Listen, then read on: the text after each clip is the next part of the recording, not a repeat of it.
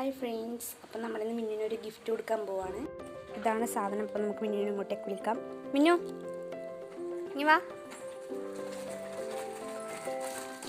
എനിക്കൊരു surprise gift ഉണ്ട്. ഞാനോട് കുറേ നാളായി വാങ്ങിക്കാൻ പറഞ്ഞ സാധനം. കണ്ണടക്ക് ഞാൻ തരാം. കഴിഞ്ഞിട്ട്